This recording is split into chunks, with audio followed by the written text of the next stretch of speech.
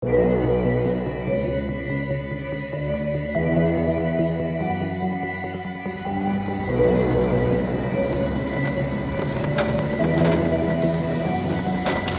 eu pego skate pra fazer um rolezinho, eu me sinto bem melhor. Com a minha família, os irmãozinhos, eu fico bem melhor. Mesmo escrevendo sozinho, eu me sinto só, tipo, me vejo ótimo como um TikTok. Pego skate pra fazer um rolezinho, eu me sinto bem melhor.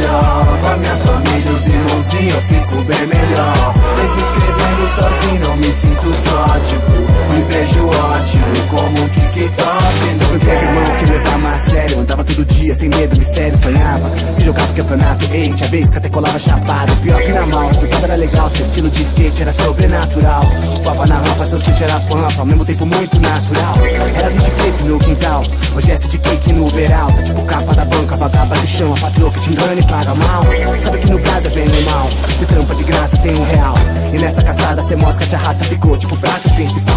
Mas quando acredita, se alguém dedica, percebe em detalhes, a vida motiva. Tipo tem slide de ouro, tipo chama a mina pra chegar pra um show bom. Tipo aquela rima de briga, resolvi curtir quando eu revi, me emocionou. Sabe que eu sou sério no que eu quero, com o cérebro espero o tempo do sonho. Eu pego skate pra fazer um rolezinho, eu me sinto bem melhor. Com a minha família, os irmãozinhos, eu fico bem melhor. Mesmo escrevendo sozinho, eu me sinto só, tipo, me vejo ótimo como um TikTok. Pego skate pra fazer um rolezinho, eu me sinto bem melhor. Com a minha família, os irmãozinhos, eu fico bem melhor. Mesmo escrevendo sozinho, eu me sinto só, tipo, me vejo ótimo como um TikTok. Ele vive o caos diário, tipo atrás horário, uma dedicação, sonhando pro trampo, salário. Ele ao contrário desse itinerário, seja contusão, viagem em tempo.